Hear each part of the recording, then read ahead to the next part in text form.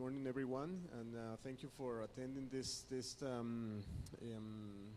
call for a presentation of very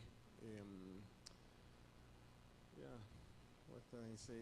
A colleague from the University of Geisenheim, Professor Davide Francioli. I am very happy that he accepted to come to Costa Rica to spend some time with us and attend several activities. This activity is sponsored by different instances of the University of Costa Rica, among them the graduate school, the Sistema de Estudios de Posgrado, and we have the Vice Dean, Vicedecano of the CEP, and he is going to deliver a few words before we start with the official activity. Dr. Pablo Bolaños. Thank you very much, everyone. It's really great to be here. Good morning to all. So my name is Pablo, and I am very, well, this microphone will drop. Here. And I'm very happy to be here today. I'm very pleased to introduce this morning's talk entitled Harnessing Plant Microbial Interactions for Sustainable Agriculture. Greetings to Dr. Garcia, the current director of this Agricultural Research Institute. And let's give a warm welcome to Dr. Davide Francioli. Thank you so much for being here today from Hochschule, Geisenheim University in Germany, from the Department of Soil Science and Plant Nutrition. He has a strong background in the interplay of nitrogen fertilization and the incidence of fungal pathogens in crops such as wheat and maize. And I was telling him that I was quite surprised that he has already published 4 papers within this year. I mean, this is half of the year and he already has 4 papers, so he will end up publishing how many by the end of the year? 8? 12? Good. That's great. So, to the distinguished audience that is with us today, teaching staff, administrative staff, students and guests, thank you so very much for joining us today. So for the graduate study system, which I represent today, the SCP, to participate today in this talk is a way to show our interest and commitment in scientific development, dialogue and exchange of ideas between students, faculty, and in general Costa Rican society. To achieve sustainable agriculture in the world, we must work to implement practices that respect the environment, protect ecosystems, and promote the well-being and the prosperity of farmers, right? Farmers have to make money. One of the practices that should be encouraged is the reduction in the use of fertilizers and pesticides. We know in Costa Rica that the excessive use of pesticides and herbicides is related to irreversible pollution of rivers and aquifers. It's on the news all the time. And health problems in farmers and consumers. So this is neither sustainable nor desirable. Consumers demand and pay for safe food in which there is no trace of chemicals, and also that allow farmer communities to grow, and which reinforce traditional concepts of enjoyment and cultural identity. So without a doubt, the conservation of biodiversity is fundamental to improve the quality of soils and water, especially in the face of climate change and urban sprawl. Research that promotes the balance of agricultural systems is precisely what brings us together in this talk today. The very notion that plant and microorganisms can be coaxed and encouraged to achieve sustainable agricultural outputs, which in turn encourages economic growth and social harmony. So research is indeed the cornerstone of our graduate studies system called the SCP, which today offers 12 doctoral programs, 84 academic master's degrees, 93 professional master's degrees, and 79 very prestigious and sought-after medical specialties. Thus, despite a very adverse budgetary environment, we have become a robust academic initiative. Academia must strive to promote socially driven development. Thus, the SCP believes that for a small developing country, harnessing plant microbial interactions will positively impact decision-making and generate well-being and food security. So let's take advantage of this lecture to learn and reflect. Thank you very much.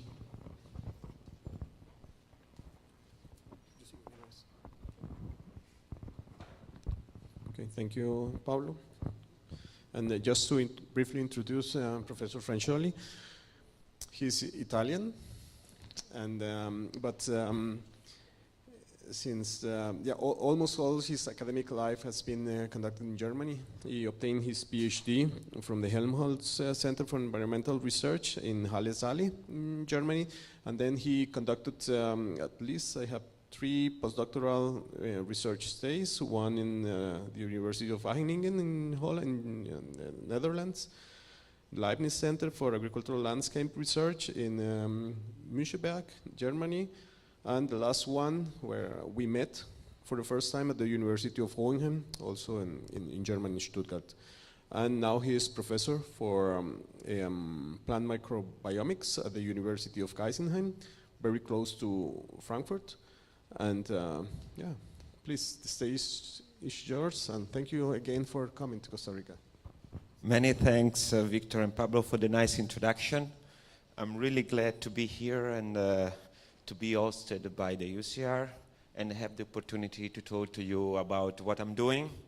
And hopefully you can get interest, idea for potential collaboration, or also to just broaden your, I would like to broaden your view on plant microbial interaction, and also how we can harness them in order to improve the sustainability of agricultural ecosystem. So I just want to give an outline of the presentation. I hope that I will stick to 1 hour, perhaps a bit more, because I like talking, and then I will take some side path. So, but at the beginning, I will want to introduce a very nice concept. The soil has a matrix, as a living matrix. Then I will talk about the plant microbiome, so the microbes, they interact with the plants, and which factors are shaping it. Then I will introduce to the topic in which I'm really currently working right now. It's the use of beneficial microbes in agriculture. And then I will give some example that a work that has been published and a work that is under review in Nature Communication. I am the first author, so this is why I'm pushing it. And then I will talk to a very nice project that I did with the collaboration of Dr. Andres Hernandez-Pridiballio, which I met him in Hohenheim, and I worked for the first time on the seed microbiome, which I think it's an interesting and trending topic, but I will not spoiler anything. So let's jump to the presentation. So as I mentioned, I want just to report the classical, the classical definition of what is the soil. So if you ask to someone that is not in biological science or in agricultural science, you ask, what is the soil? You say just is the surface material that cover most of the land and where plant grows. This is the simple definition of soil.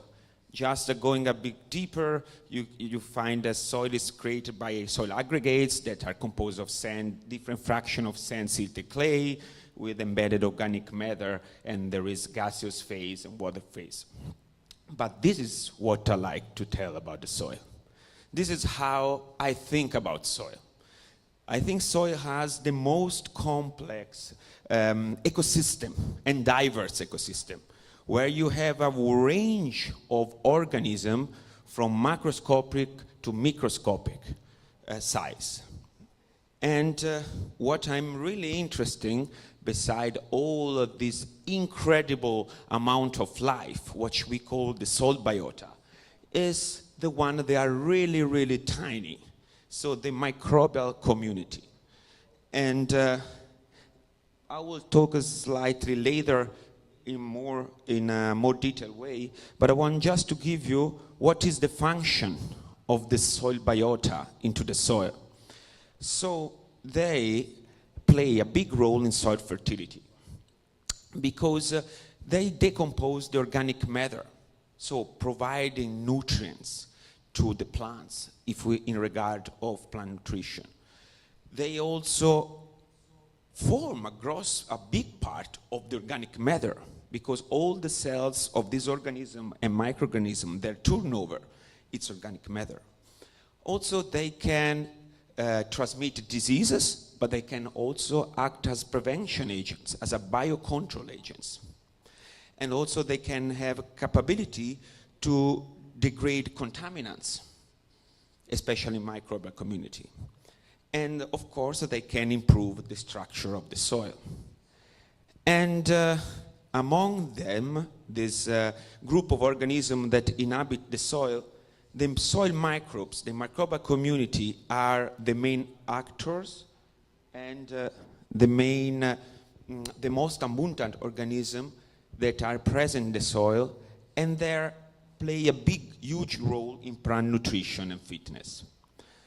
So here you see the 5 groups of microbial soil microbes that you can enter to the soil. So bacteria, fungi, protists, algae, and viruses. And among them, just a few details about their abundance. So in soil, this organism, these 5 groups, but especially the first 2, they are highly abundant. You can find billions of cells in 1 gram of soil. This is why I told before that it's the most complex ecosystem. And you have millions of different species in 1 gram of soil. Of course, all these microbes are not active at the same time. They are distributed in soil hotspot, the rhizosphere, which I will explain briefly later. But most of them, they are rare or dormant, and they get active when there is specific environmental condition that allow them, their optimal condition, that allow them to grow and proliferate. And these 2 groups of microbes, bacteria and fungi, are the most abundant and are the ones that are subjected to my area research. And just combining this data that I just provide, a fun fact is that in a tablespoon of soil, there is more microbial life than the whole life in our planet as human. So this is how is amazing and complex at the same time to study. This is the thing. It's amazing, oh wow, there are so many, but how to study them, it's challenging often. Thanks. Okay, now let's talk about the plant-microbe interaction. So where the microbes, especially fungi and bacteria, interact with the plants. So they interact across the whole plant and soil compartment. You find microbes on the phyllosphere, so on the above ground part of the plants, so on the surface of the plants like leaf, stem, and fruit. But also you find them in the endosphere, so inside this tissue, including roots, stem, and leaf. But the most interaction, they occur in the rhizosphere.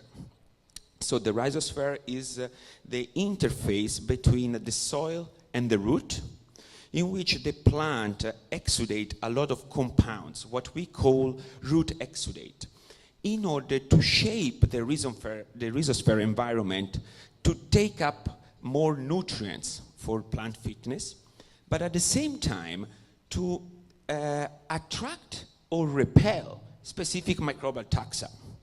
And this is where I'm going to focus today, on how we can harness plant microbial interaction that occur in the rhizosphere. Because like you see in this green bar, the microbial diversity, so the microbes that interact with the plants, are more abundant, and the diversity of this microbe is higher below ground, and they decrease above ground. So there is less microbe colonizing the above ground part, and a lot of them colonizing the below ground part. Okay, just giving some information on which factors are shaping this plant microbial interaction. So environmental factors are really important, like climatic factor, temperature, precipitation, biogeography also, sun radiation. Also we have a very important part of factors, a group of factors that affect this plant microbial interaction, which are the anthropogenic activities, human activity, agriculture, fertilization, pesticide application, also the choice of crop. So all that is in the category of land management and land use. Then we have a plant factor. This is the biotic part. It's really important because plant genotype, not only plant species, but also plant genotype plays a huge role in affecting plant microbial interaction, because a different plant genotype also secrete a different category or in abundance and diversity of root exudate. But also plant-plant interaction, because in agriculture you are mainly one crop, but at least like I will show you later, if you add another crop like an intercrop or a cover crop, it will affect previous plant microbe interaction. Development stage, this is also another important factor, because across plant growth, also the quantity and diversity of root exudate changes across the developmental stage of the plants. And of course, the edaphic factor, the soil factor, that are also affected, but all these other abiotic and biotic characteristics really influence microbial community and plant interaction and with the plant interaction. So soil pH is one of the most important plant factor, soil factor affecting microbial community, but also moisture content and nutrients. But you see moisture contents, and it's related to the precipitation. Also the soil pH can be related to agricultural practices and so on.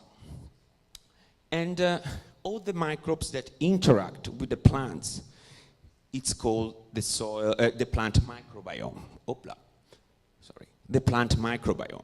And if we want to give an ecological grouping of the microbes that interact with the plants, we can divide the microbes in three categories. So the good guys, which are the beneficial one, the one that promote plant growing fitness in a different way. So priming the immune response of the plant, protecting the plants against pathogen, improving the nutrient acquisition, or stimulating plant growth, or improving tolerance to abiotic stress, and so on. But then you have also the bad guys, which are, of course, the plant pathogens. And then we have the ugly fraction of the microbes that interact with the plants, like the food contaminants. Let's go. Okay. I just want to give a very, very small, let's say, in-depth information about the rhizosphere, because this is really important. So the rhizosphere, can we turn it off? Because when I look at it, I have the light in front of my eyes, so thanks. So the rhizosphere, as I mentioned, is this area of soil surrounding the roots. But it's important to understand that there is no a specific definition of the rhizosphere in terms of how this soil interface should be, the distance between the roots and the soil.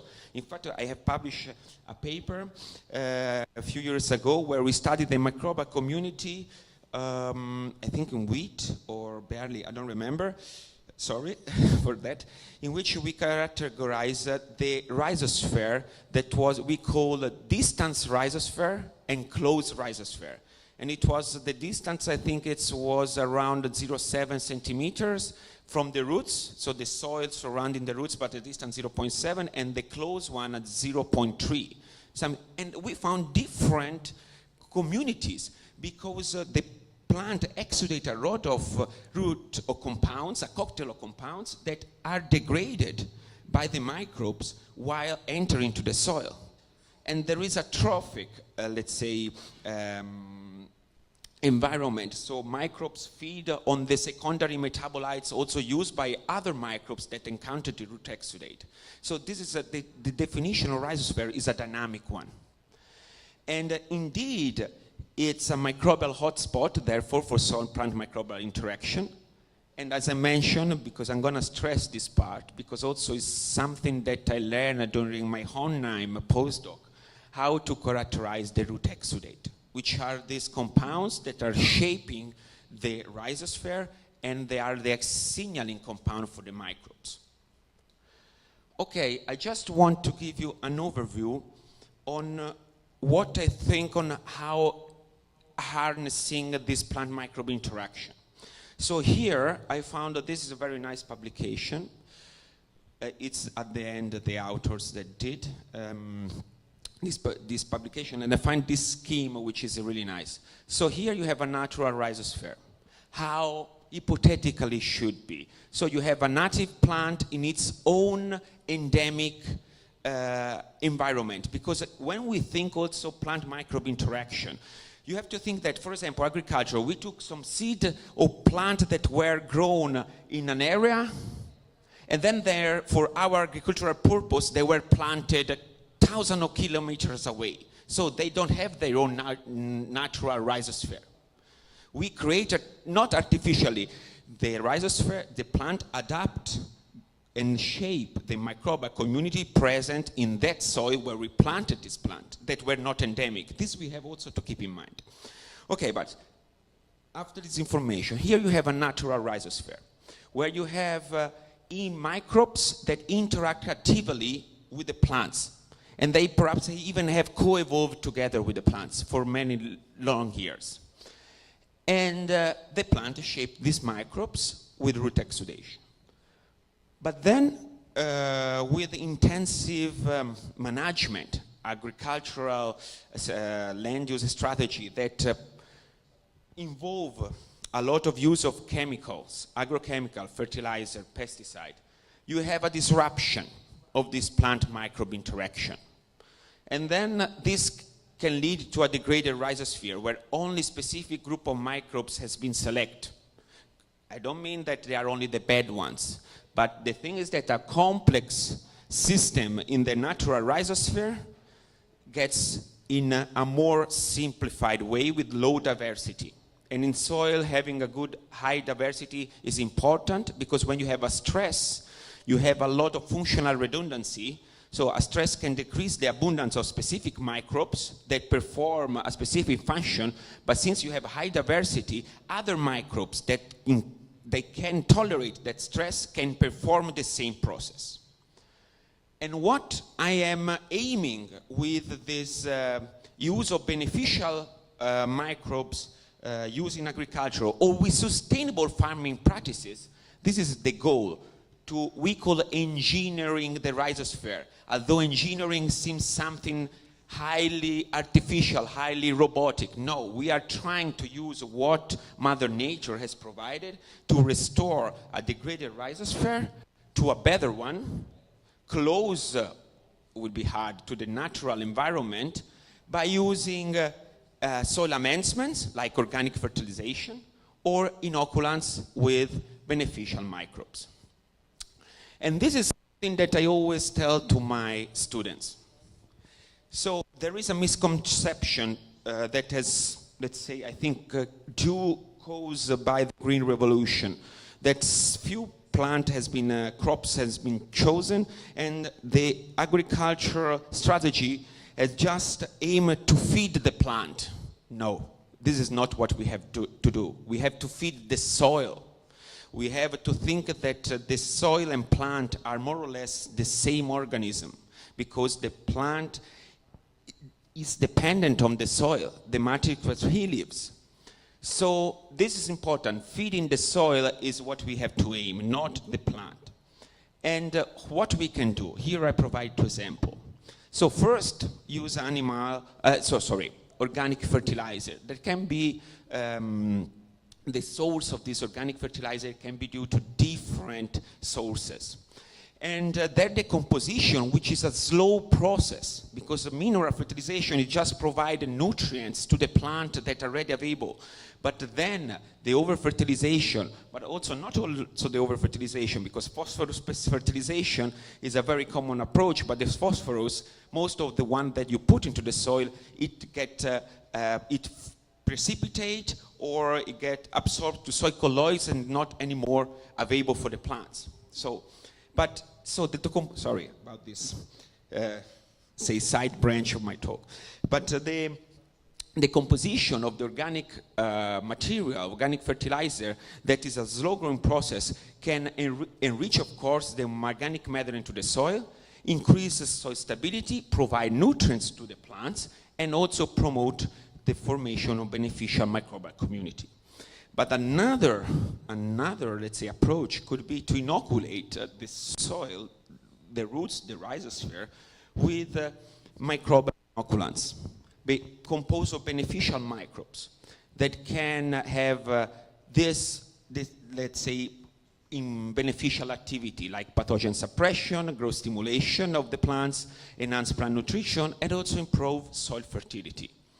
So we can have a sustainable improvement of plant fitness, hopefully high yield, and you will see later, and also increase plant quality. Because also when you apply agrochemicals to the soil, this can be or to the plants directly, this can be uptaken to the plants, and you find them in trays.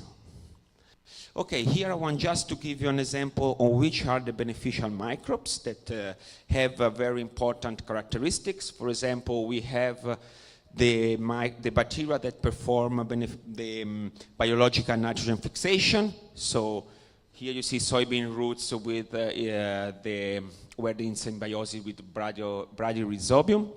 But also you have microbes that bacteria that mobilize phosphorus.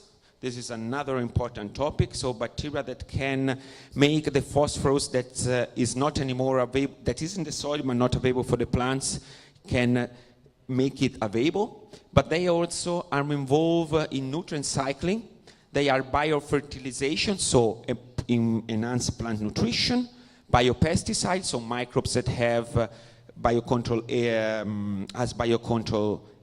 agent activity, and bioremediation. They can detoxify contaminants and pollutants into the soil. We have also a lot of fungi. Sorry, I'm getting not used. Okay. We have a very, very, very good beneficial fungi that can mobilize phosphorus, like trichoderma, or like oh my God, I am too fast. Sorry. Okay. So, so they can mobilize phosphorus, but the most important thing that when I think about fungi, I define this in a paper. They are the decomposing engine of the organic matter. They are able even to degrade the most recalcitrant organic compound in soil, like lignin. But also they have all these other set of capabilities that are listed here. And this just wanted to give you an overview on this beneficial taxa. I just want to zoom in briefly on the beneficial bacteria that are able to transform atmospheric nitrogen in ammonium by nodulation. And just want to report that there are bacteria that are in symbionts, and so they are really having a symbiosis like the nodulated bacteria with the leguminous plants. They are also free anaerobic bacteria or cyanobacteria that are able to fix nitrogen into the soil, but they effectiveness and efficacy in providing nitrogen to the soil, it's lower compared to the one that are creating symbiosis into the roots. And what is the exchange or the benefit of this symbiosis? Because when we talk about symbiosis, is that both partners of this relation, they gain benefit. So the plants get nitrogen and these bacteria get carbon, because plants with photosynthesis fix a lot of carbon. Boom. And this is how we can easily harness plant microbe interaction, the one that I just mentioned to you, but just adding or sowing, planting in your cover on your soil as a cover crop or intercrop these leguminous plants that create this symbiosis, and they enrich naturally the nitrogen into the soil. So since I'm coming from a university that works with grape wine, here I report a table from this scientific article. So this author create this table from 14 scientific manuscripts where they check which intercrop plants were, how they were affecting leguminous plants or combination of grass and leguminous plants, and with also different land management were affecting the composition of total nitrogen and mineral nitrogen. And you see that when they that it's been used as intercrop leguminous plant, you have into the soil a lot of nitrogen, especially the mineral one. So this means that the intercropping seems to work in order to enrich nitrogen to the soil. But here we have to be careful, because I say it seems to work based on this publication, but you have to consider that all the data can be different when you move to a different environment, because we have vineyards area across the world. In Germany, there is a lot of precipitation, so intercrop is a common practice. In Italy, especially in the south, you don't have precipitation, so intercropping, it's perhaps not the best way. In fact, here in this table, I want to report the main advantage and disadvantage of the intercropping. So, advantage is that you have natural sources of nitrogen, the one that I talked about. You increase biodiversity. You increase the plant biodiversity and also microbial diversity in the soil, which is good. You have a less soil erosion, because you have, even when you have flooding or heavy rain, the plant's root make better structure of the soil, so you avoid erosion of the soil. You maximize all the space area of the soil. You have yield advantage because you can also harvest a second crop. And then you have weed suppression, because noxious weed or invasive weed will not grow when you have your intercrop there. And you have a decrease of herbicide use, which is linked with weed suppression. But also the main disadvantage is that, like I mentioned, depending where is your climate or your environmental condition, you can have competition between the main crops and the cover crops, or inter-row crops in this case, between water and nutrients. In fact, it's not suitable for European vineyards in my context of grape wine. You have also to plan for the growing season. So it's not that you sow the crop out easily. You have some people, so resources to spend. In fact, so the intercropping or the cover cropping needs labor and cost. So the farmer or the stakeholder has to think in advance. But then you have also another important aspect, that some cover crops or intercrops can be good or bad neighbors for your main crops. And we published, when I was in Wageningen, a study when we saw in grassland, which is a high biodiversity environment, that when you focus on your focus is on one specific plant species, and it has several neighbors, other plants around it, you can have this neighboring plant that can be good neighbor, so promoting the establishment of beneficial microbes, but you can have other plants that are bad neighbors. They can promote, act as a vector of plant pathogen for your focal plant. So you have also to consider many, many different aspects, especially from the microbial point of view. I just want to introduce to this guy, the trichoderma, especially the genus Arsanium, which is it's also a very popular beneficial fungi that is being used in many formulation of bioproducts and used in agriculture. And it has a very, very a wide range of beneficial activities, like as a biocontrol agent, plant growth promotion, soil health improvement, induce the resistance, the systemic resistance in plants, it prime the plant resistance, and also even improve the tolerance of drought and salinity to many plants. And here I just report a few papers to just show you the different beneficial aspects of these fungi. Although I have to say that when I presented this fungi to my students, I call him as the Rambo of the beneficial microbes. Why? Because it's really aggressive. So it grows a lot, so it spread really fast, and it colonizes the roots really fast, and having beneficial effect, but at the expense of other microorganisms. So this decreasing slightly the biodiversity and also decreasing perhaps the abundance of other beneficial interaction. So the last group of beneficial microbes that I want to present today is the mycorrhiza, which is my favorite one. So mycorrhiza is the symbiotic relation that it's of course from plant and fungi, and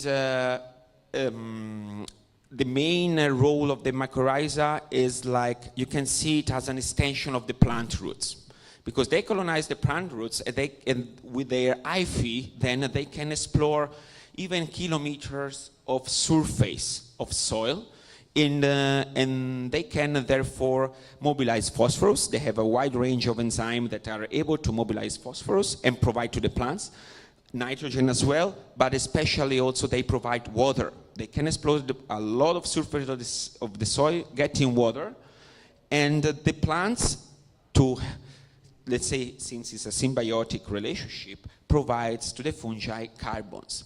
And an interesting thing is that about the mycorrhiza, that they cannot survive in the soil as a living, active microorganism if there is no plants in the surrounding. So the plants with the root exudate, specific root exudate like strigogalactones, hormone-like compounds, activate the mycorrhiza spores.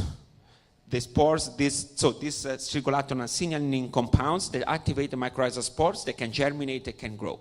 So these mycorrhiza, without the plants, that you will not have them actively into the soil. This is important, because also they cannot produce carbon by themselves. So we have a several group of mycorrhiza, and the most studied, because they are the one that creates association with crop plants, is the arbuscular mycorrhiza fungi. Just to give a very important fact about this mycorrhiza fungi, arbuscular mycorrhiza fungi is the only group of mycorrhiza that are able to enter in the plant cell. The other mycorrhiza, they just cover or enter to the cortex of the cell, but not really inside. And here I just want to zoom in on the arbuscular mycorrhiza, because I have several projects, like I will show you later, on this. So they create symbiosis, or are capable of create symbiosis with around 80% of terrestrial plants. And as I mentioned, they provide water, nutrients, and protection from pathogen in exchange of carbon. And you see here, you can see the mycorrhiza has an extension of the roots. I mentioned that they provide protection. This is important, because it has been seen that entering inside the root, they prime the defense. In fact, there is it has been called this induction of systemic response of defense in plant, like MIR, mycorrhiza-induced response.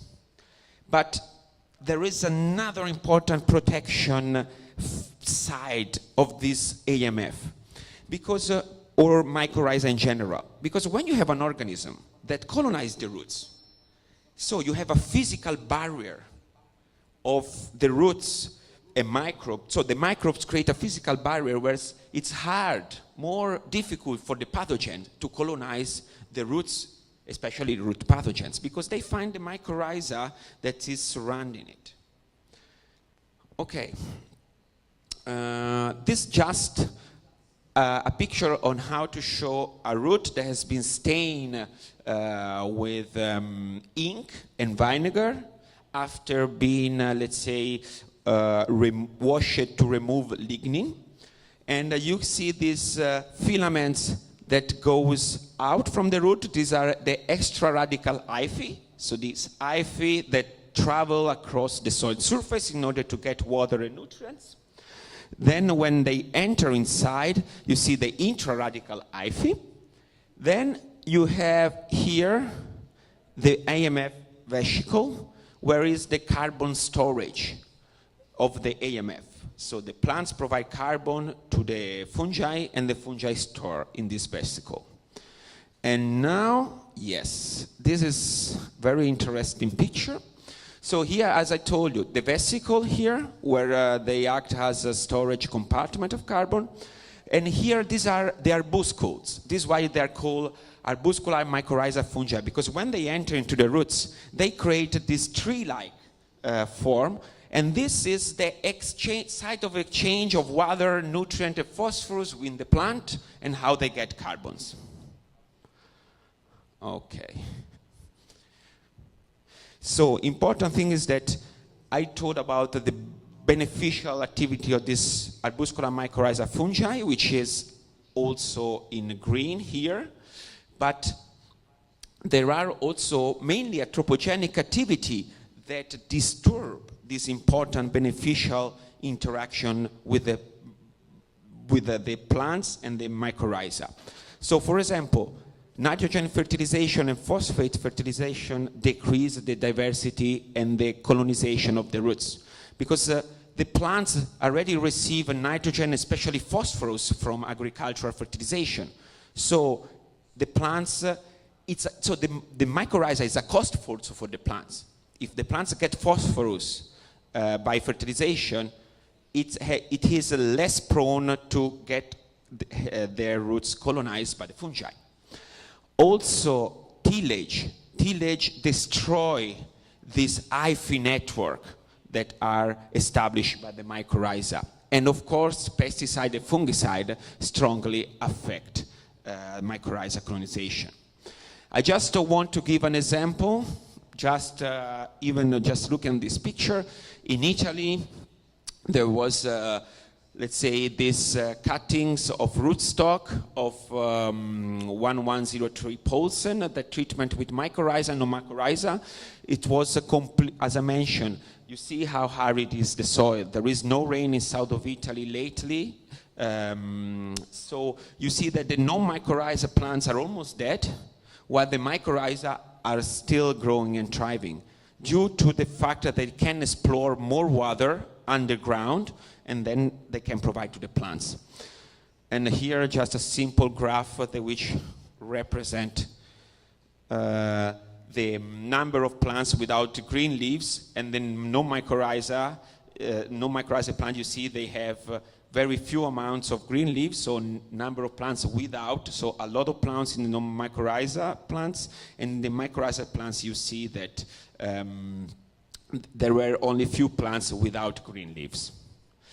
And I got funding this year for a PhD project in my group with the candidate Brenda Valenzuela-Saragon from Mexico. She will do a PhD of 3 years to understand and to improve how we can improve grape wine grow even under drought stress by using mycorrhiza inoculation. And we are testing 3 different rootstock with 3 different mycorrhiza bioproducts to see which rootstock and which bioproducts is the best combination under drought stress. Okay, after this, let's say, introduction on beneficial microbes, we are getting into the bioproducts. So, which is bioproducts refers to any products in agriculture that are from biological sources that are used in order to improve plant fitness, growth, health, and productivity. So bioproducts are these products that are composed, like you see, by different type of molecules, I'm always referring for my work on living microorganisms. And these bioproducts or this formulation are meant to be sustainable alternative to synthetic agrochemicals. And I just found it on the web. It's a source that I have just cross-checked with other things, but it's not really official. This is just to give an overview on the market of these bioproducts in agriculture, that right now we have 15 billion, an estimated of $15 billion as a value in the market, but is estimated that in 10 years is going to increase of 3 times, because they are seen as an alternative of a chemical fertilizer, but you will see later that there is also a dark side of it. So the bioproducts are divided in these 3 main categories. Biostimulants, who stimulate the growth of root, shoots, mainly producing or improving, enhancing the production of phytohormones in the plants. Then we have biofertilizer, like they improve plant nutrition, like fixing bacteria or mycorrhiza based. And then we have the one that we call biopesticide or biocontrol agent that improve plant resistance, and they have the role to act as plant pathogenic defense. And it's important to understand that the active compounds of these bioproducts, it's called bioeffectors. And they can be of organic source. What I am really interested in is the one that are based on living cultural microorganisms. So are based from trichoderma or mycorrhiza fungi or from bacteria. One thing is important to understand about the bioproducts with living cultural microorganism. You can have a bioproduct that is composed of just 1 microbes or a consortium of them, so multiple microbes. Because when you use multiple microbes, you can have beneficial microbes that have complementary activity, beneficial activity. So 1 microbe has more, let's say, active as a biofertilizer, or another microbes in your consortium, you can add another microbes that is a biocontrol for that crop that you want to do, that you want to inoculate with. So, just summarizing, we have the bright side of this biofertilizer. So, as I mentioned, they can be a single strain or a microbial consortium. They can enhance plant growth, improve also soil health, because they are also a player in the decomposing of the organic matter. They can increase the stress resistance of the plants, abiotic and biotic. And of course, they are meant to improve the sustainability of our agricultural practice. So to reduce mineral fertilization and pesticide and improve the sustainability. I see I'm already going too slow. It will be more than 1 hour and 50. Sorry, guys. But here is the dark side of them. So because these bioproducts, they work well under control condition. Many studies report that they are working well in greenhouse experiment. But then when they applied in field, the effectiveness and efficacy decreases, because in the field you have different environmental conditions. You can have drought stress, you can have, as I mentioned, land management practices. And also they can differ between soil type and crops. And also, when you inoculated a bioproducts based on microbial living culture, you're inoculating microbes close to the roots. And perhaps the roots has already, our crop plant, have already established long-term beneficial interaction with the native microbes there. And then the establishment of this new inoculum of microbes can disrupt this well beneficial established plant interaction. And the sum of both of these dark side factors can have an economic risk for the farmers, the stakeholders that invest in the microbial-based inoculants. Okay. After this introduction, I want to give you two practical examples on what I have done in the past, recently, in using these beneficial microbes at the field level. So with these four research center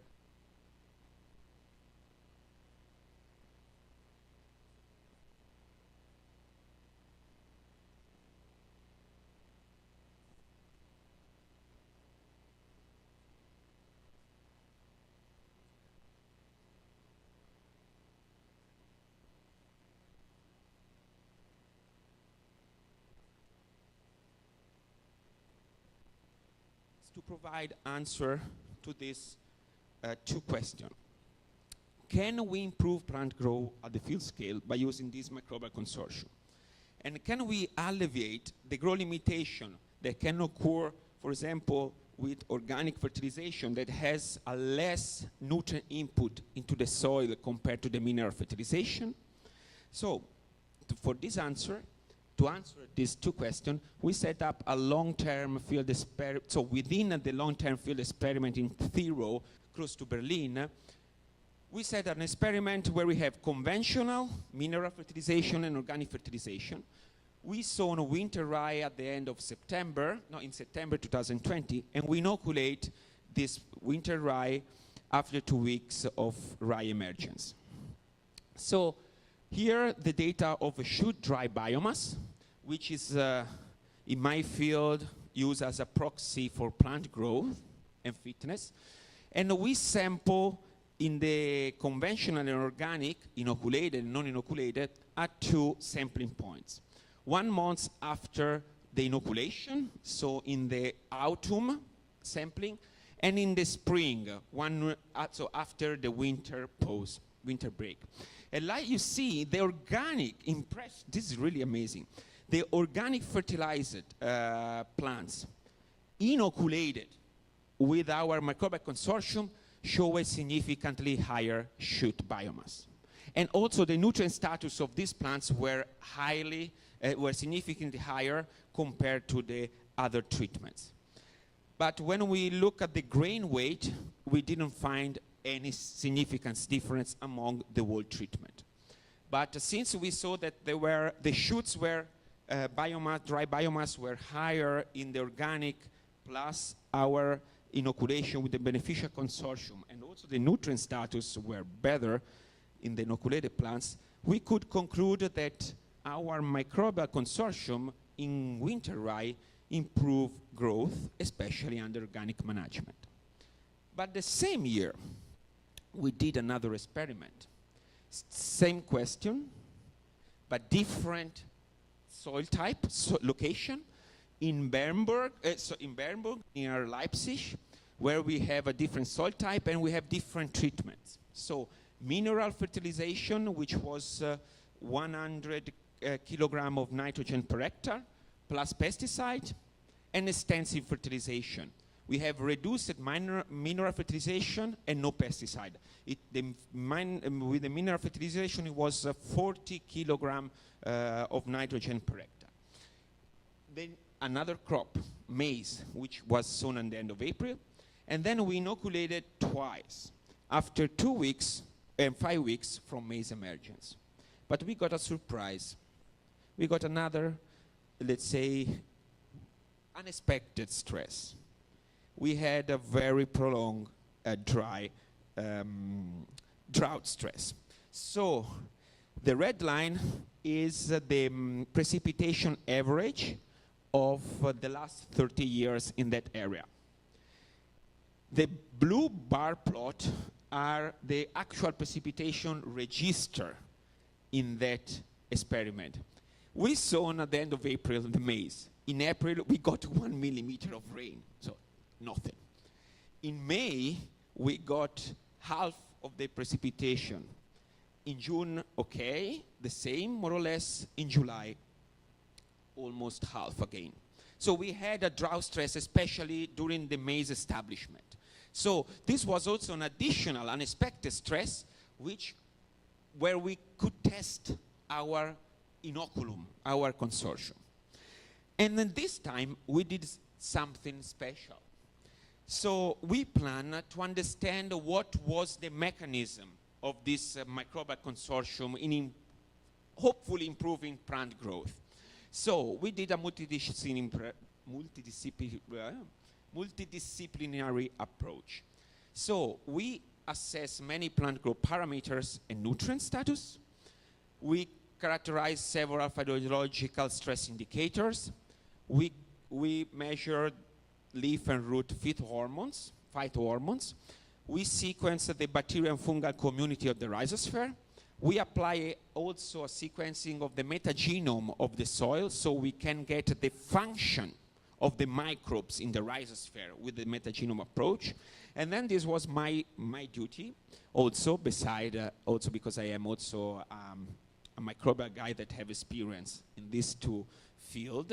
But this is what I learned, is to collect root exudate by installing root windows to allow into the field, and later, if you are curious, I can give you an overview how I did it, by installing root windows.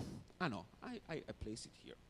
You see, we go on the early stage of maize, we have plot with and without root windows, of course, because we wanted to understand also if the root windows were, let's say, creating artifacts in our maize grow. You dig a lot of soil. Luckily, it was sandy soil, so it was easy. If not, it would be hard. I would be always still there in digging, because we dig several holes. So we go there, we put a plastic film, then we styrofoam, we keep always everything compressed. Then we put the soil back. You go after 2 months, or when you want to sample, you dig it back, you remove the plastic film, and here you see the root profile that you can access, and you place this absorption filter. And the nice thing is that you can collect root exudate from different root zones. So we collect the root tips, lateral roots, basal roots, so soil without roots. So we can also see whatever we want, how the plant shape the microbes in different parts of the roots. Okay, we don't have grain yields. In this experiment, it was a misunderstanding with the people who harvest the plants, unfortunately, but we have the data of the shoot dry biomass. And this is amazing. Regardless for fertilization intensity, always the orange is the inoculated plants and the blue is the control. Regardless for fertilization intensity, you have that the shoot dry biomass was always increased with the inoculation. And this is another very interesting result. We characterize the hormones, feed hormones in the roots and in the leaf. These are from the leaf, but we have the same pattern to the leaf, in the roots. So the hormones like indolacetic acid, cytokinins, gibberellic acid that are related to plant growth, they are always higher in the leaf of inoculated plants, regardless of fertilization intensity. And the hormone, the phytohormones related to stress in the leaf are significantly lower in the inoculated plants compared to the control, regardless of fertilization intensity. So it means that the inoculated consortium promote plant growth, and the plants were less stressed. Then we check the enzymes and the machinery that is involved in ROS, reactive oxygen species detoxification, to check if the plant was stressed or not. And like you see, ascorbate peroxidase, superoxide dismutase were significantly higher enhancer in the leaf of the plant inoculated compared to the control, still regardless fertilization intensity. And then we collect, we also measure the main ROS species, hydrogen peroxide, H2O2. And of course, we have higher enzymatic activity in detoxification. We have a lower ROS in in the inoculated plants compared to the control. Okay, now it gets more interesting. So we measure, oh, went too far.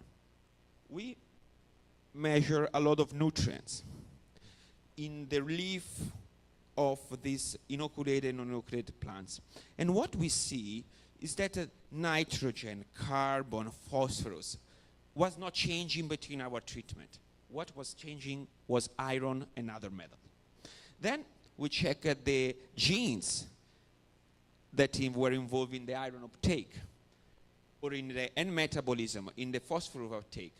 But the most significant difference in gene expression were related to between the inoculated and non-inoculated plants, where the enzyme involved in iron and zinc uptake.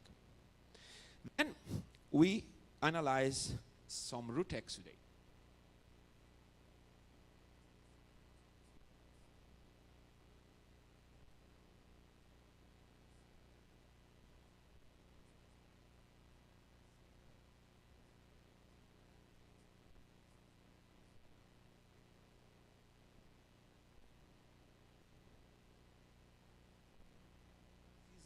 Plant that produce these compounds, or perhaps another plant within the poaceae has been discovered that produce benzoxanoid like embua.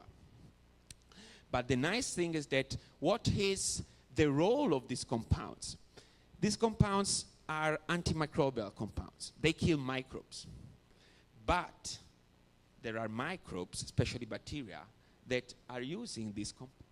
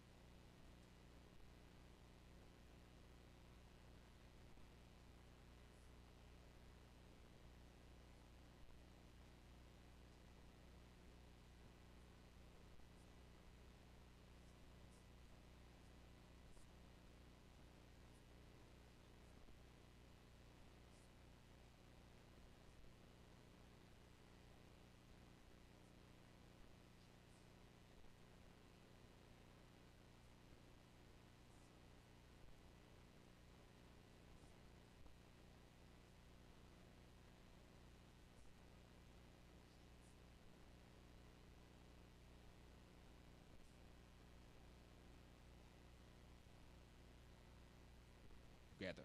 So just this is summarizing sentence. So we saw that the inoculated plants, maize plants, were performing better compared to the non-inoculated plants. And this better performance was around this iron uptake, the shape of this, our inoculants were shaping the rhizosphere, and the plant was shaping the rhizosphere in getting microbes able to mobilize iron. And there are two papers in Nature Communication that has been published in sorghum and in barley, which are crops affiliated to the Poaceae family, where the maize also is affiliated, that they have tested thoroughly that when these plants are under drought stress, they are not able to uptake iron, or a lot of iron. And with our study, we are creating the missing link on why these beneficial microbes promote a better growth during drought stress, because the iron is the central in this context. Okay, I hope that I didn't, let's say, make you fall asleep too much. I know it was a lot to take. I have the last topic that I want to present to you. I know I am too long. Almost 1 hour, so I have still 15 minutes, 20 to show you some result that we did with Andres in this very nice topic that also is getting trendy right now. So it's the seed microbiome. So seed microbiome represent, this wording is just telling the microbes that are associated to the seed. Because microbes also play a huge role in many aspects of the plant growth. And especially the microbe can promote seed germination, or they can enhance disease resistance by inhibiting pathogen. They can facilitate uptake and stress tolerance also at the seedling stage, at the germination of the plants. And of course, they contribute to plant microbe interaction in the rhizosphere.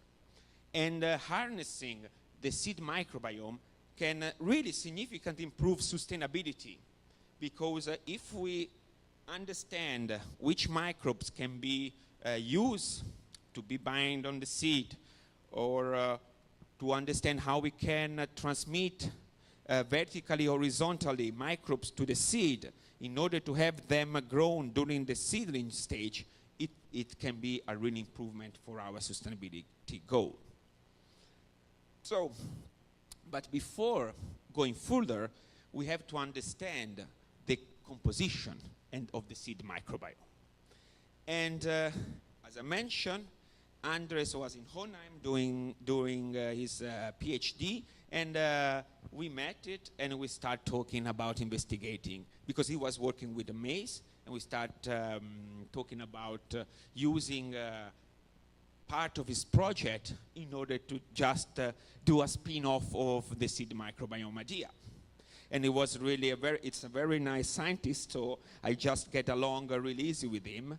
And we found a very, very skilled also master students that, and then for these three minds were able to create a project in which we want to test if the different cultivation system and storage was affecting maize seed and this microbiome associated to this seed.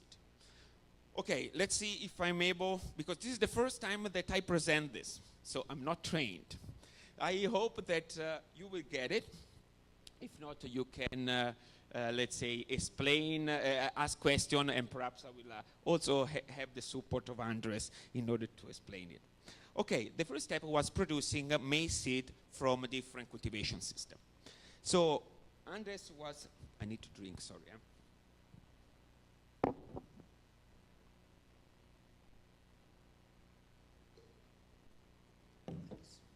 So Andres was working with what we call mini maize, so a fast-flowering type of maize. And yes, I need the support of the pointer. So, and he got his seed from this, let's say, company or genetic center. And then he multiplied it in the greenhouse with a soil that was available in Hohenheim. Then his experiment, so, and we call this, so after he multiplies the original seed in soil, we call it SGO, 0. Then he started for his experiment to produce seed hydroponically. And then after 3 generations of seed produced hydroponically, we took the seed and we kept doing another generation in hydroponic to grow the hydroponic generation 4. But we also take this seed and we sown in soil to produce hydroponic soil generation 4. But also we took the SGO and after 4 years of storage at 4 degrees, we plant in soil and we have soil generation 1. I think this is clear. Then what we did a second phase. We took the seed produced by this plant and we planted in an autoclaved soil, because we wanted to understand how the microbiome of the seed was growing into the soil or into the roots or even within the seeds. So we need to use sterile soil. If not, when there would be other microorganisms of the soil that would have been detected when we characterized the seed microbiome. And we germinated them for 3 days, and then after the experiments in these seeds were, after this seedling was grown for 7 days in this glass jar. Importantly, we added also the original seed that were really stored and never used in soil or hydroponic, which is called OG. So we have hydroponic generation 4, hydroponic soil generation 4, soil generation 1, which is the cold storage, sown one time in soil and then produce the seed, or the really original seed that were never see the soil, but they were planted here. Okay, so what we did from the phase 1, so on the production of the seed, we measure several plant traits. So we measure the dry weight of the leaf, stem, root, ears, and also we characterize several seed traits.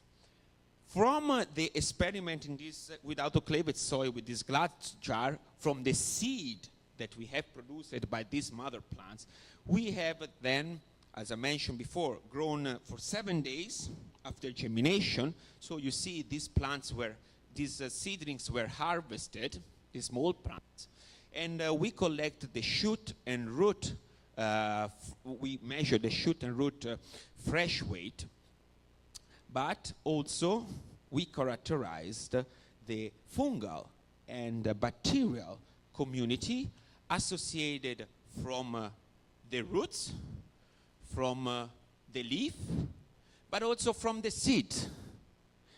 And of course, since they were grown in sterile soil, we wanted to see if the soil was also sterile, because you never know. But also, we sequence also the soil that was used here to produce the seed. So to produce the seed HS4 and SG1, because perhaps there was a transmission from the soil microbes to the seed. Okay.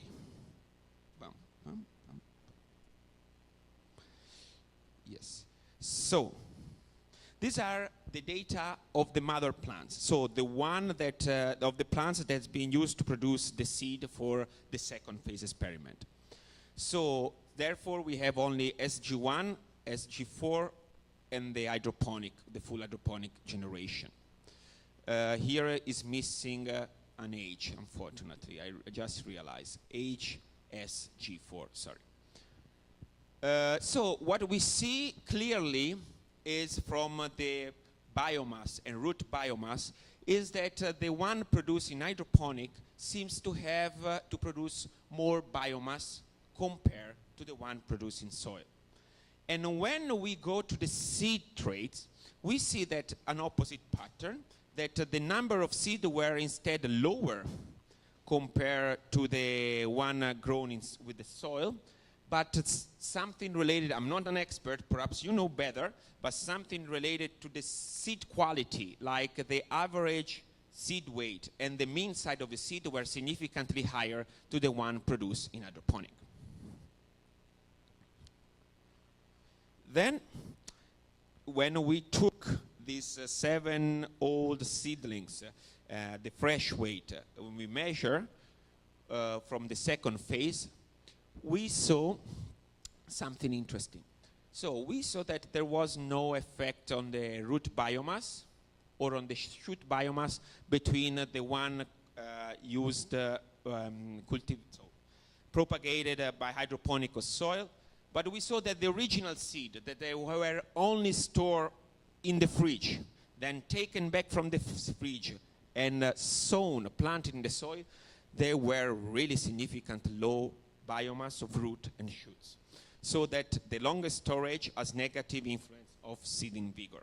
But I think this also something expected, so not rocket results. But now, let's go to the one that I prefer, for example, because it's about microbes, so this is my topic. Okay, really simple. We had a problem, just I have to tell you, we had a problem in getting the bacteria of the seed microbiome. Why? Because when you analyze the bacteria of a plant material, we have some problem with the primer of the 16S, especially when we go with the short sequencing with the Illumina, with short threads, because we have that co-amplification of plant material, because they are mitochondrial, a chloroplast sequence that can get amplified as well. We tried to use a specific primer that were able to discriminate between the plant material. In fact, we have very good result for the roots, but the seed has too much plant material, so we didn't get sequence of the bacteria, but we got for the fungi. Okay, the bulk soil. It's the soil that we use to propagate the seed. Of course, it has a lot of microbes. This was expected, because we were expecting to have a very low fraction of low diversity and number of microbes in our seed. So for the bacteria, we don't have any difference, significant difference between the different propagation way of the studied treatments. But for the fungi, we saw something interesting. Then the one that were propagated after, is missing again the age, that were propagated in hydroponic and then the later step in soil, it had a higher fungal number compared to the other one. And then the one that were stored, like at 4 degrees, in the soil, the original seed, you can clearly see they have a very low amount of fungi, really significant decrease. Perhaps I didn't say this, that for this seedling, we assess the rhizosphere. So after the seedlings were growing, we remove the plants, we collect the soil attached to the roots, but then, and this is the rhizosoil, then we collect also the roots, the one that were living from washed root, around the roots or inside the roots, and then on the seed. So the seed is the original seed that were used before planting them. So the seed produced by the mother plants, just to give you more details. But this is alpha diversity. I really don't get a lot of information about this. Yeah, I just said this result without showing it, so that the rhizosphere had a higher diversity, and the one stored, the original seed that never see the soil or the hydroponic, there were long-term decreased fungal diversity, and also we only see in the fungal higher rhizospheric diversity increasing in the fungi compared to the other treatment. But this is what, these results are more interesting. So for the bacteria, we don't have the seed compartment, but we clearly see that the community that was we have the overall we not differentiated between the treatments, because I wanted to show that the microbes that were into the seed were developing in the different compartment with different taxa. So each compartment has its own microbiome. You can see from the bacteria, we have the roots here, community, which is apart from the community found in the rhizosphere. And here you see the same picture, the one that were in for the fungi, the root microbiome were quietly dissimilar between the seed one and the rhizosphere. Although, if you look at the value of the axis, in the bacteria, we saw a major, let's say, differences between the compartment. But of course, you have this higher value also because here is just 2 compartments. You have to keep in mind. And here we have 3 compartments. So perhaps these show more differences than here, because here you have 3 different compartments, and here is just a comparison between 2. Okay, let's go to a more easy, let's say, results when we see that the bacteria didn't differ across the different treatment. There were compartment differences, but across the same treatment, across the same compartment, but within the different treatment, you don't see a lot of difference. For example, this is the root of the 4 different treatments, and you see that the bacterial composition at the taxonomic level is similar. While also the same for rhizosphere. There is only minor changes in community composition between the propagation substrate. Of course, here is the bulk soil where they grow, and it's highly different because it's the bulk soil. And also here we did abundance testing, and we saw that there is only few taxa that are differing. So the message is that the bacteria were not affected by the treatment where the seeds were propagated. But a different picture were done by the fungi. So in the fungi, we saw the compartment differences, but also the difference between the different compartment. Of course, here is the seed microbiome, because we were also able to characterize the seed microbiome. Although you see the seed of the original seeds that were stored, they have only a couple of taxa. You see, these just 2 colors. But also, when we look at the, for example, at the roots, we clearly see a more pronounced differences. Or in the rhizosphere, where I show you that there were even differences, we have a different proportion on fungal taxa abundance. So our result so far is that the bacteria were not really affected, but also from the abundance table here for this figure, you can clearly see that different taxa were differently abundant between the treatment. So what we did is also we create an upset plot. We are almost at the end, guys. Just to understand which taxa, together with the Venn diagram, to understand which taxa were shared among the treatment, because the taxonomic bars are still at the genus level, or even before, I don't remember, perhaps it was at the class level. But here we are talking at the specific microbial species. And we just were thinking, so to create this upset plot, and together with the Venn diagram, to understand how many different species, which I call taxa, are differing across the different treatments. And you see the bacteria, there are very few. Okay. When we look at the fungi, there are more taxa that are differing across the treatments. So, and this validates also what we saw with the taxonomy plot. Okay, this is the last slide. Just making a summary of this seed microbiome study, in which we saw that the hydroponical cultivated maize plant has, let's say, it seems to have a higher plant biomass, and several traits of related to quality seeds were improved. We found that mainly, I forget to mention before, that we find only few taxa that were putatively, potentially transmitted from the soil where they were grown to the seed. But it's really hard to say this, because also we are talking about sequencing method that can have also some bias. And when we are getting the result of 1 up to 5 taxa, they could be artifacts. This has to be validated.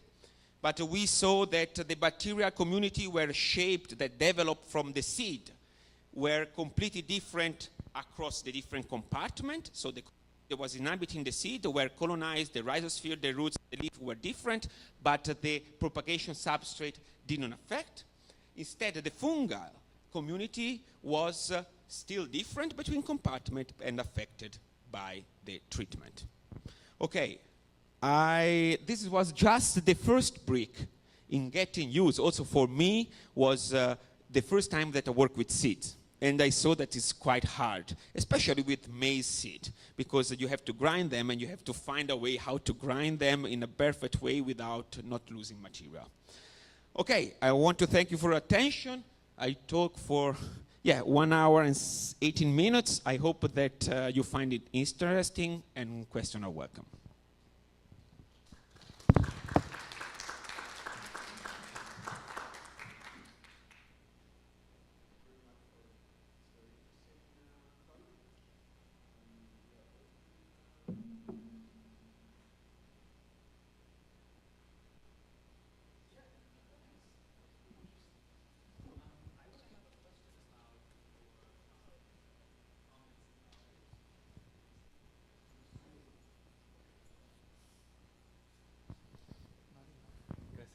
Okay, once again. Yeah, thanks for this. I would like to ask you about co-amplification, especially in that shown data for the seeds. You mentioned that you used some special primers to try to avoid that, well, plastic amplification. So what type of primers did you use, and did you try to use shotgun sequencing or maybe RNA-based approaches? And would you think that makes a difference? Thanks for the question. This is an important one. So I have a long experience in sequencing material from soil, plants, different parts. I also wrote a review about it, on which primer is better to use when you have soil material, plant material. Because also when you choose a primer, I'm getting a bit longer, but because I need to explain 360. So when you use some primers, and most of the bacterial primer are, has been, let's say,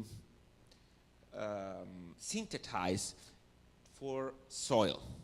Because most of the study before now, we are investigating the plant's tissue. But before, the main basic on soil agricultural microbiology were in the soil, in the rhizosphere. So they designated specific primer. I'm talking about the short-read sequencing, which is Illumina-based technology, which is the mainstream. And therefore, in the soil, you don't have amplification of plants, or very, very minor.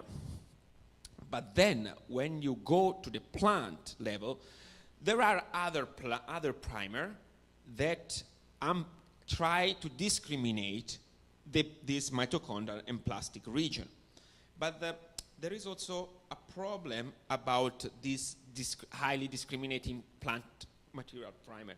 Because, as I mentioned, a lot of study has done on the soil. So this primer and the sequence of the bacteria are related to this primer. So if you use the best primer for the soil, you have a database for taxonomy that are mainly built on this primer. If you use this primer that discriminate, and the one that I use for the seed is 799F1193R, or the other one, which is 1157R. I'm missing one. They have some strange name and I forget. But the thing is that the database where you blast your sequence, your amplicons sequenced, has lower resolution for the discriminative plant-related primers. There is a new technology now, it's going on a few years, is the use of PNase, new PNase, peptide nucleic acid. Oh my God, I'm getting bad after I talk a lot. And I am using now for another let's say, sequencing project. But it's my first time that I use now, because there is only one company in the US that is producing this PNase. And also, there are now protocol on how to use it, but they are highly costly. So to get some of them is $700 for some micromolars of this primer. So since it was our first shot, we want to try with the plants with the primer that discriminate, and they have used for the leaf, where you have still a high concentration of plant DNA for the seeds, but they didn't work. So, as I told you, it was our first study. So now we are thinking to also use these PNAs, but we don't know because also nobody has studied the maize seed microbiome so far. They study of other leguminous plants or other crops, but on maize we didn't find a literature that we could refer to. And this is why it was just our first shot. I tried to use this primer that I have used for wheat leaf, and they work well. But yeah, this time, no. But also is okay. Perhaps we saw something nice. We saw also that we were getting some bacterial purification, slightly different when we put the seed in a buffer and we collect the buffer water, the buffer solution, instead of the seed that gets soft after being soaked for a few hours in this. But you know, I couldn't sequence everything because also sequencing is costly, so we just went to this.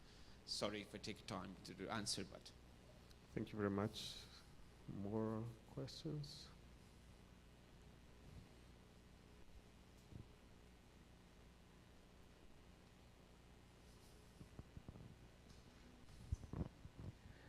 Okay, thank you for your presentation, very interesting. There is a practice here in the country. Some farmers capture the microorganisms presence in the mountain and what is close from their farms, and it's good. And then they apply that to the crop.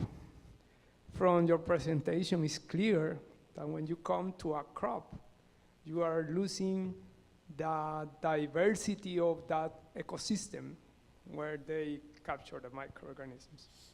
Do you have an idea how can at least we decrease the loss of diversity when we apply to the crop? I want also, so during the last days I talked to many people of these effective microorganisms that they are using, and they are using as inoculants from the endemic region. So, and they asked me, Davide, but you are always talking about microbes that are non-native, that you're making this consortium, this artificial consortium, and then you inoculate it. Instead of what we are doing here, regionally, like you say, we are using microbes that are already on the plant residue, and from them we fermenting. They are these EM microbes, and we use them. What do you think? What is best? I say. So I'm coming from a different generation. I'm coming from the generation where, with the genomics, we were selecting traits or beneficial traits of the microbes and plants. While these techniques is, I could call, more older, and I like it because we are using endemic plants, endemic microbes that are there. So you are even perhaps restoring the natural rhizosphere using this organism. But there is therefore not good and bad. But when I remember yesterday, I was talking to an academic that asked him this plant, and I say, my approach is to use a microorganism that's been selected. From a long time, it has been tested in vitro, and it's important. I show you this nice result from drought stress, but when there is no stress and the plants grow well, these beneficial microbes, they do the job, but you don't see a lot of this difference. We found the difference because there was the stress, a strong stress. But then I gave an advice to this academic, and I said, I think you should, if you want to try this answer, you should do the following. You have your plot where you apply this EM microorganism, and then you create a subplot or another plots where you have the microbes that perhaps I recommend. And then you have another subplot where you combine both, the EM plus this other microbe that I can suggest. And then you do your conclusion.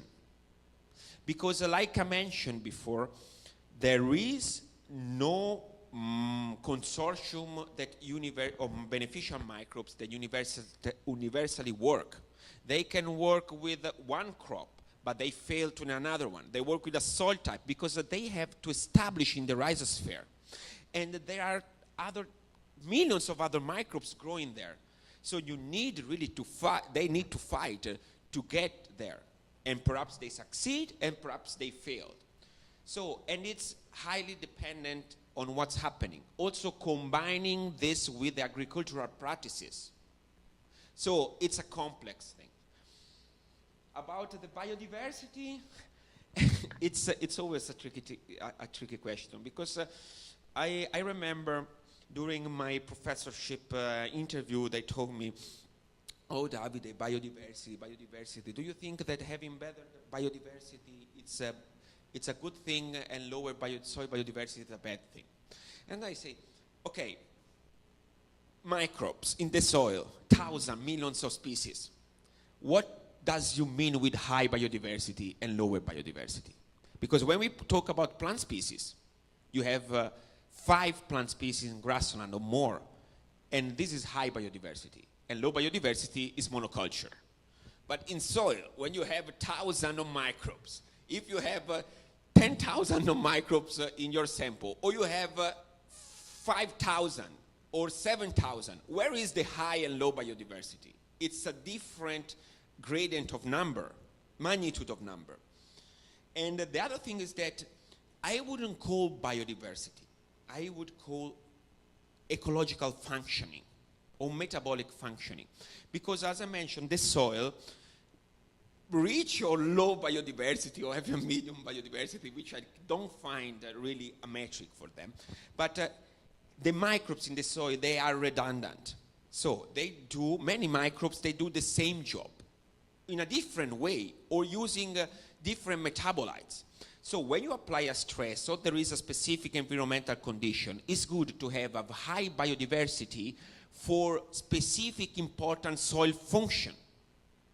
This means that if you apply a contaminants into the soil, and then these contaminants reduce a huge fraction of your microbial diversity, we hope that there is resistant microbes that still perform some function because it's redundant. So this is, there is no real answer of your question there, but because it's hard, but what we hope is that we have a diversity in function. Then when something occurs, a perturbance occurs, there is still a fraction of good microbes that still have a function that allow to have a fertile soil, in bracket, or positive functioning. Thank you. We also have questions from people following the streaming. And this is from 𝗛𝗿𝗻𝗀. We've researched similar interactions with microalgae. We got a good biomass production in a canopy of the plants. However, grain yield was low. Did you observe similar effect in your experiments? So fortunately, so there is two things to say. One is that getting field experiment, it's more problematic than greenhouse experiment. Greenhouse experiment, you apply let's say stress, and I have published several papers about flooding, if this can be related to the rain. And we saw that on flooding, I presented, I don't know if I have, because in the presentation I have many slides, and I can tell you that when the wheat was flooded, and we flooded at different time of different plant growth stages, I have tons. No, this is drought stress. No, I removed them. Okay, so under flooding, we saw a very decrease of biomass and a lot of pathogens. Sorry, I don't know where I'm going. Let's go back because I don't want to show you something that make more confusion. So under flooding, we saw decrease in yield and increase of plant pathogen across a different compartment, and decrease of beneficial microbes. I'm analyzing data now in a flooding experiment into the field. And this is the second question. When you go to the field, it's hard even to set up something, because like flooding, and it's highly costly.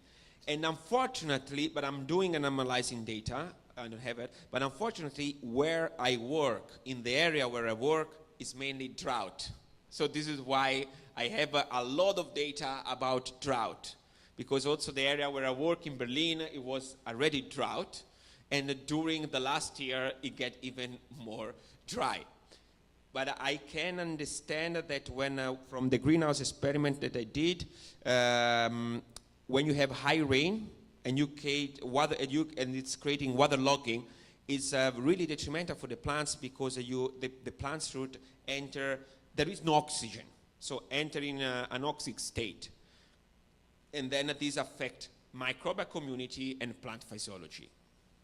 But I cannot give really an explanation. Okay. Yeah, thank you. To the specific question, sorry. Yeah, maybe you can wait until the Rhine River floods the But you know what we like had? 3 years ago. This is something when you say in the field experiment, you have environmental variable that you don't control. I don't have it here, unfortunately. I removed it. I did this experiment that even if you search me on LinkedIn, I have my landscape picture is the experiment that I did there. I put a rainout shelter, and I put also to create drought stress. It's already drought there, so I wanted to even increase to mimic global change. And also I put a plastic ring into the soil, 45 centimeters depth, so, and 15 were inside the soil to where I flooded there for 4 days. What happened that before harvesting, so between flowering and harvesting, we got 10 days, unbelievable, 10 days of rain. Not full rain, but for 3 days it was almost raining like hell. So in my drought plot, I got flooding. So this is how to understand, and I have the picture I can share later in my computer, how when you do a field experiment and you're inducing drought, and you get naturally flooded. This is what I meant when your beneficial microbes perhaps doesn't work, because in the field you have unbelievable random precipitation event, for example. Thank you. Hi, thank you for your presentation. It was very nice. I have 2 questions. Yep. One is about if you think that in the future we can recover this balance in the microbiome in the soil like this, because you said it's more ecological function. We already lost this in I think in most of the agricultural lands. So if you think there is a way to do it, because we can add trichoderma, we can add this kind of EMs, for example, but if it's possible in the future to recover this, because this will help the health of the plant and the production and many things. What do you think about that? Definitely. The thing is that what I'm trying to do is to re-engineer the rhizosphere in order to give a more functioning and especially to the view from the soil health and plants. Like I mentioned, we have also to think about the soil, because also the building of organic matter and everything is a long-term process. There are some studies which are interesting that just related to this plant that also do soil transplant. Mm-hmm. They take a soil from a different location, that is less anthropogenic, and they try, but this is mainly at the greenhouse experiment, they want to try how if I take a soil from a more natural location and I put, let's say, a proportion of this soil in a degraded soil where there is less fertile, how also the microbial dynamics works. Because perhaps the microbes that are highly diverse with this functioning, that coming from a more natural soil, can establish in the degraded soil and, let's say, have positive effects. But at the same time, it's hard to think this at the field scale, because also soil transportation between nation or even between region is highly costly, and also for security reason, it's impossible. But this is also how within a region we can think of how to restore a better soil rhizosphere community, even with soil transplantation.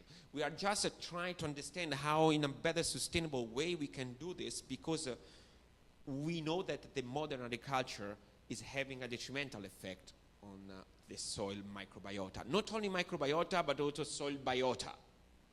But I'm not an expert of soil biota. Yes. Thank you. And the second one, it is related with your second experiment. Okay. The seed that it was long-term stored, they were the same seeds that you use for the hydroponic and the rest. And what happened with the microbiome, because it's the same seed, no? And then when you sequence, it doesn't matter if they are alive or dead, because it's DNA. The thing is that this was also interesting to see that the microbes were not present anymore, and not only in abundance, but in diversity.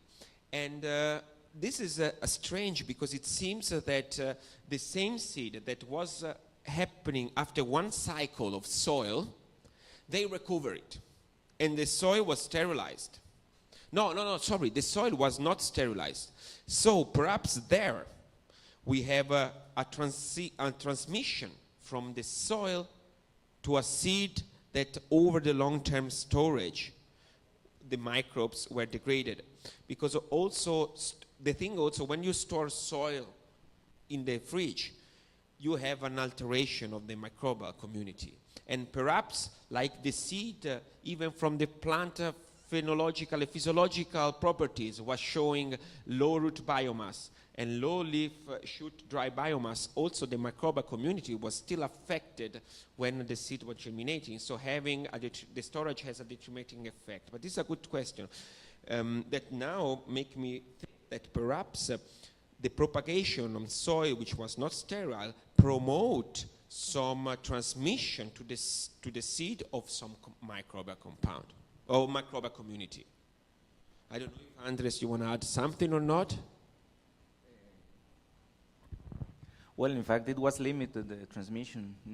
With these Venn diagrams, you can see that very few taxa were transmitted. Probably they came also from because we got a lot of reeds from the autoclaved soil also. So yeah, can be also the sterility was not achieved. Yeah. This is why I needed the support, because for me it was the first time I was the supervisor, but Andres and Lou were the main worker on this, and they know the data set better than me. As a proof of concept, the experiment is good. I mean, no one had thought of this. Now, as an agronomist, you can improve upon it, because it's already a very good idea, like increase the sample size, and eventually to test different genotypes, which would be very good.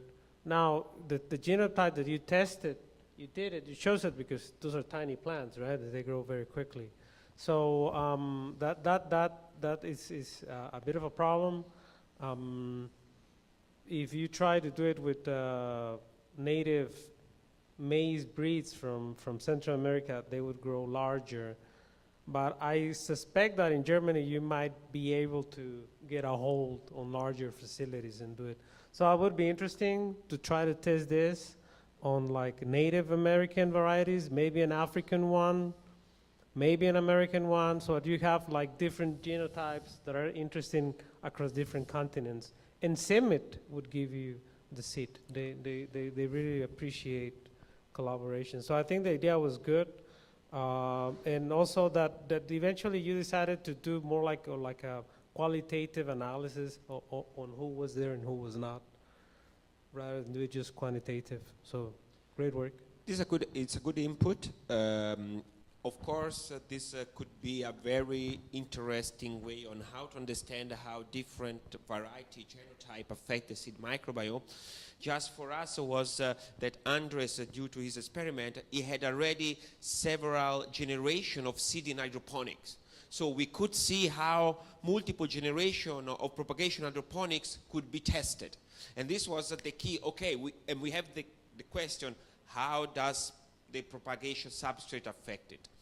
And, but this is interesting what you say, because the genotype already on soil microbial community is highly affected so the soil microbial community is highly affected by this genotype. And therefore, I can assume that also the seed microbiome of this genotype, when they establish, they have inherited a slightly or highly diverse microbiome associated with seed, which is related to the genotyping. But you know, it's for me was just an idea, because it was a trending topic and I wanted to build a project, and then I combine Andre's work and we finalized with the master students. This also was great. It was not just an idea that we have and we wanted to test it, but then we link with the master student providing education content, and perhaps we should write a more complex project in order to get funding and get this project going. This Chinese student, from what university is she?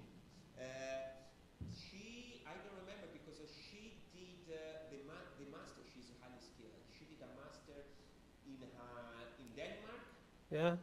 And she came, but she was the international degree, so she has to find a host in Germany. Okay. And she went in online, and now she's a PhD student at the 𝗛𝗿𝗂𝐿 Leipzig-Halle, where I did my PhD. So, but eventually she might go back to China, right? I don't know, because she's a PhD student here in Germany. So here, sorry, where I am, in Germany, and I think she will stay there because she's highly skilled. Perhaps I would like to have her after her PhD to bring her back in my group. I was just thinking of labor, like if you really wanted to do like an experiment like this with more people and more genotypes, it would be easier in China. Yeah, they have higher facilities and. David, I have a question regarding a little bit siderophores and mobilization of nutrients, and there's a little bit of controversial information about it. Whether really mobilizing nutrients in the soil by microbes really affects positively the nutrient uptake by the plant. Since plants, at least until now, we don't know if there are transporters for siderophores or bacterial siderophores, at least for this purpose. Does it really help the plant, or it's more like a competition topic there, where because there's a lot of competition for iron, for example, between bacteria, and therefore at the end the plant would probably lack this iron if we are trying to apply? Yeah, this is a very good question, but you have to consider that if we detect that there were highly, let's say, quantity of siderophore produced by the bacteria, by our metagenome. So so the bacteria get iron, and then the bacteria die.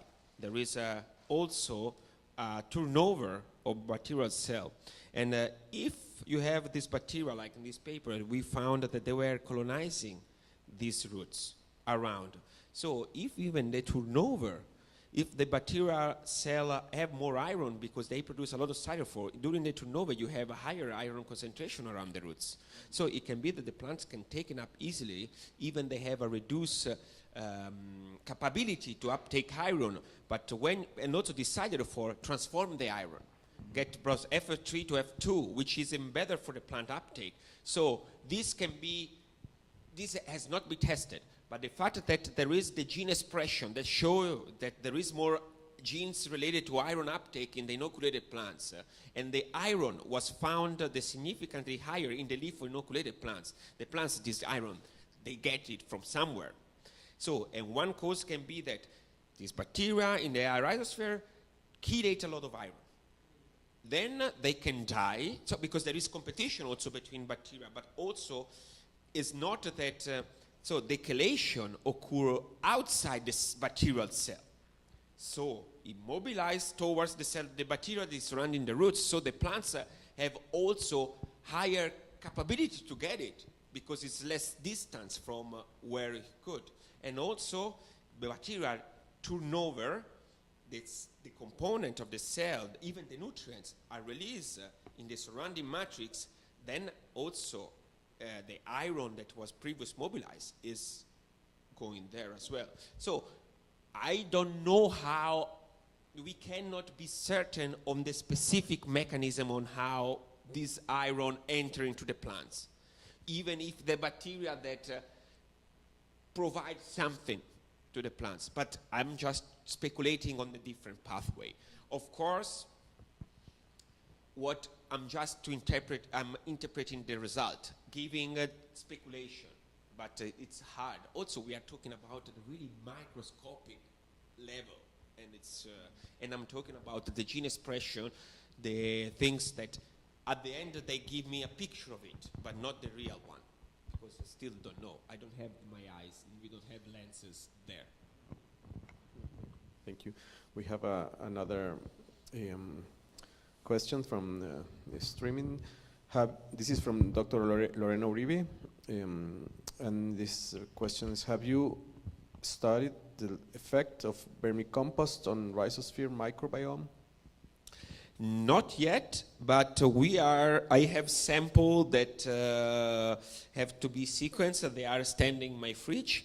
What we are doing in Geisenheim, they have a red bell pepper, which was, and we have this horticultural crops, and it was, we have the control, and then we have two different compost, I don't remember which origin has this compost, applied to different quantity of compost, and there is the compost was applied drenched or below the 20-30 centimeters of the soil, and the red pepper is growing on it, and they took sample to measure the methane emission to understand which way of composting and the ratio of composting affect methane emission and greenhouse gases. And then I asked them, why you don't collect the soil?